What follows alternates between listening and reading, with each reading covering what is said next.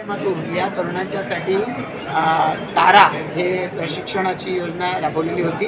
विशेषत्वानं ज्या गावांचं पुनर्वसन करावं लागलं त्यांना प्राधान्यानं इथं रोजगार मिळाला पाहिजे या दृष्टिकोनातून ते सिडकोच्या माध्यमातून कोर्सेस घेतले गेलेले आहेत आणि या परिसरातल्या अन्य शिक्षण संस्था आहेत, या शिक्षण संस्थांच्या माध्यमातून देखील अशा पद्धतीच्या कोर्सेसचं या ठिकाणी आयोजन करण्यात आलं। ते कोर्सेसचं रेग्युलर बेसिसवरती लोक प्रवेश घेत आहेत। ज्या कंपन्या आता या परिसरामध्ये या विमानतळाच्या निमित्ताने येतील त्या कंपन्यांच्याकडे पण आमचा आग्रह आहे की विशेषत्वानं पहिला प्रेफरन्स प्रकल्पग्रस्तांना, दुसरा इथल्या स्थानिकांना यांना रोजगार मिळायला पाहिजे यासाठी आम्ही आग्रह धरतो आणि त्यासाठी आवश्यक ती सगळी पावलं आम्ही तरुणांना रोजगार मिळू शकते साधारणतः काय?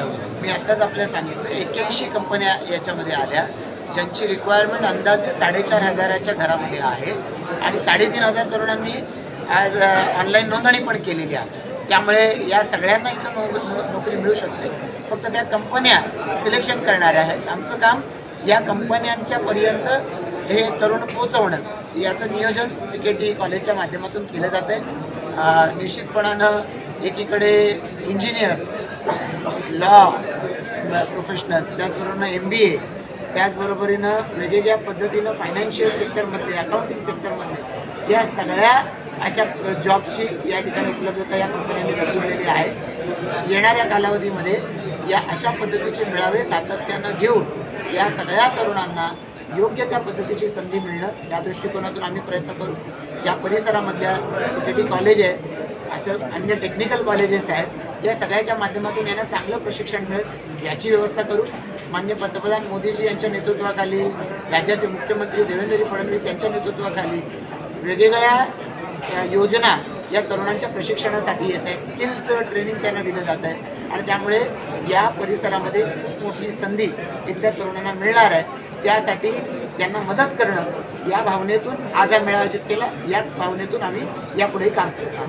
महाविद्यालयाच्या प्लेसमेंट सेलच्या माध्यमातून आज इथे महारोजगार मेळाव्याचं आयोजन करण्यात आलेलं आहे। 81 विविध कंपन्या या आज या रोजगार मेळाव्याच्या माध्यमातून रोजगार देऊ इच्छितात आणि त्या आज या ठिकाणी आल्या आहेत। रजिस्ट्रेशन आम्ही जे करायला सांगितलं होतं त्याच्यावर 3,500 युवकांनी नोंदणी केलेली आहे आणि त्यामुळे या परिसरातल्या तरुणांना ही एक मोठी संधी या निमित्तानं निर्माण होते याचा आम्हाला सर्वांना आनंद आहे आणि निश्चितपणानं या सगळ्या परिसरामध्ये पुढच्या भविष्यकाळामध्ये होणारी ही सगळी वाढ पाहता या सगळ्या तरुणांचं भवितव्य उज्ज्वल आहे याची आम्हाला खात्री। साधारणतः टाइम्स डिजिटलला लाईक करा, शेअर करा, सबस्क्राईब करा आणि बेल आयकॉन दाबायला विसरू नका। Times digital.